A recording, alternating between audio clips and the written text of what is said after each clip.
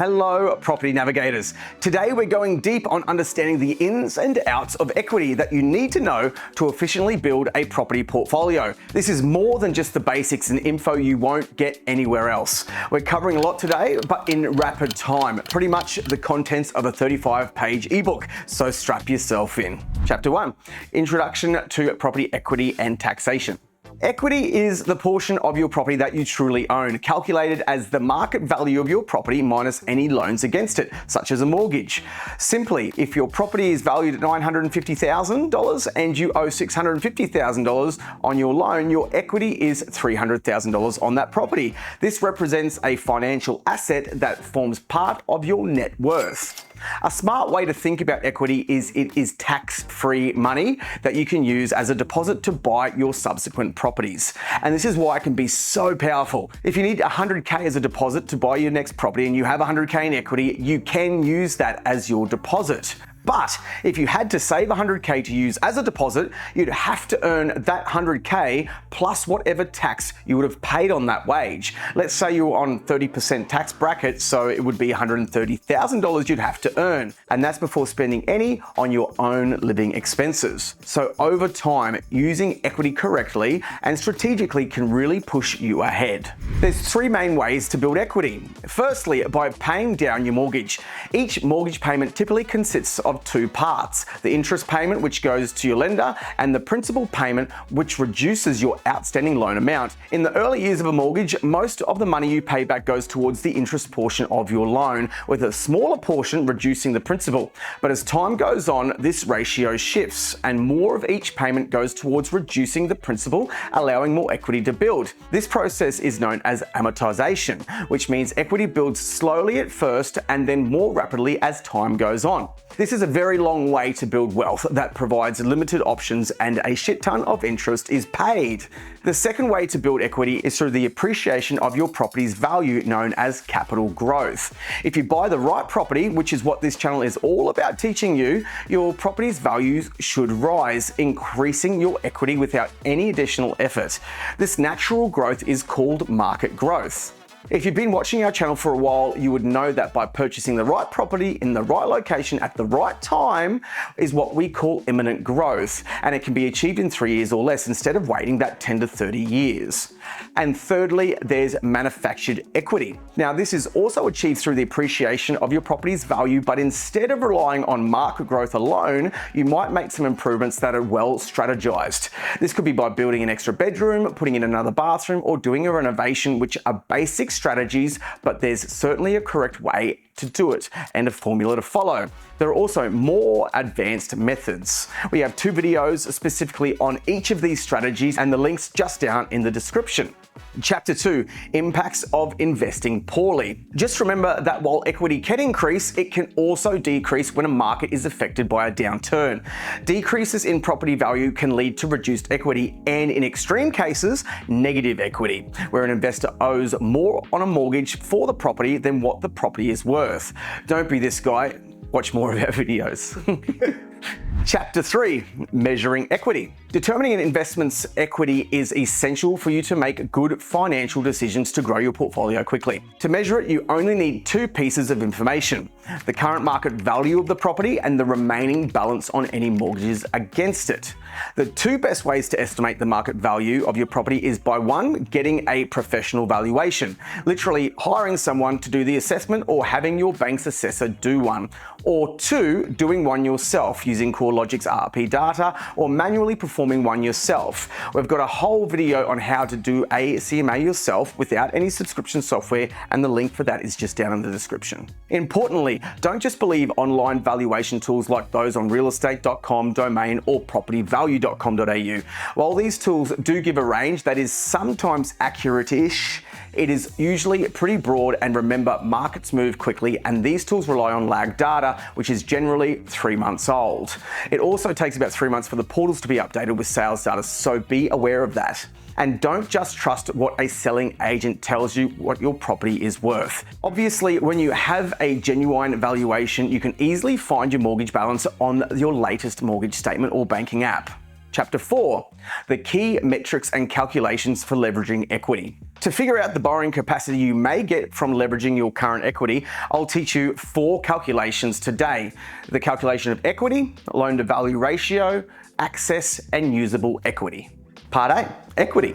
Now, this is a straightforward calculation. Your property valuation, say, is $850,000 and subtract your mortgage balance of $400,000 from that. You have now calculated your equity to be $450,000. Part B, loan-to-value ratio. Loan-to-value ratio is also known as LVR and is a term and metric used by lenders to describe the ratio of the loan amount to the value of the asset being purchased. It determines the risk involved in lending money by calculating the amount of value in the property against the loan amount and provides the equity remaining as a percentage. This equity is basically a security for the lender in case things go pear-shaped. The LVR is calculated as a percentage. A higher LVR indicates that the borrower is financing a larger portion for the property value against the loan, which increases the risk for the lender. Conversely, a lower LVR means the borrower has a greater equity stake, reducing the lender's risk. To calculate the LVR, 1. As per the example above, the value of your property is $850,000. Your last mortgage statement showed a balance of $400,000. The LVR is calculated by dividing the mortgage remaining by the property value, then multiplying by 100 to convert it to a percentage. So $400,000 divided by $850,000 equals 0.47 times 100.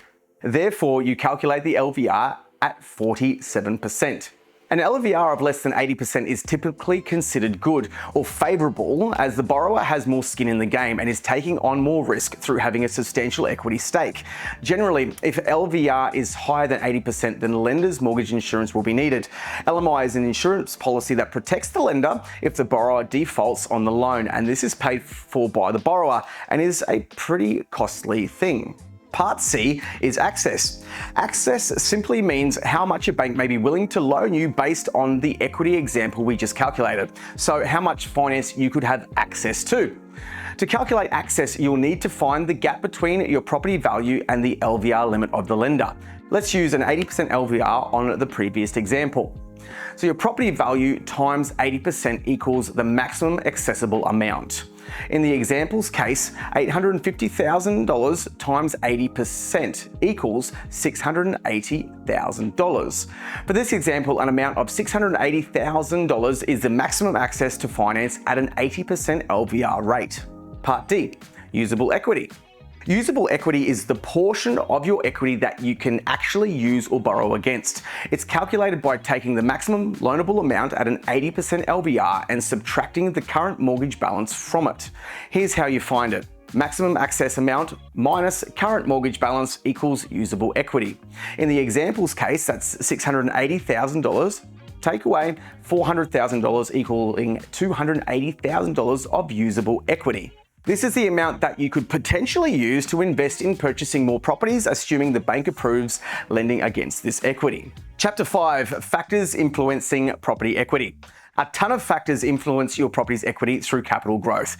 We have so many videos with such detailed information specializing in these topics. I won't go into detail here, but you will want to check out our videos specifically on supply and demand, infrastructure, population, and how to know if the fixer-upper is worth it. All of these videos have links down in the description. Chapter 6, using property's equity. Regularly evaluating and strategically utilizing equity can really greatly enhance the growth and profitability of your investment portfolio. Once the first investment property has built enough equity, it can then be used to fund the deposit on the second property, and so on and so forth. When you are on that trajectory, you are able to continue to accumulate properties into your portfolio by pooling the equity of those 2 or 3 properties already in your portfolio to then buy your third, and so on. Leveraging equity strategically also allows you to fund renovations, to increase yields, or to consolidate debts across your portfolio.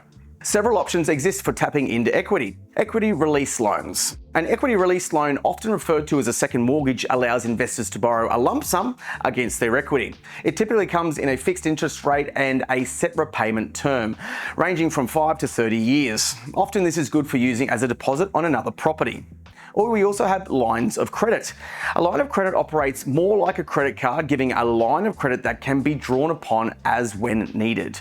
It usually has a variable interest rate and two phases. The draw period, typically 5 to 10 years. It provides the flexibility to draw funds as needed over time. Either way, it's crucial to balance leveraging equity and maintaining financial security. Chapter 7, the impact of refinancing on equity. Refinancing is a strategic move that involves replacing an existing mortgage with a new one, often with different terms and rates, and this can impact your equity.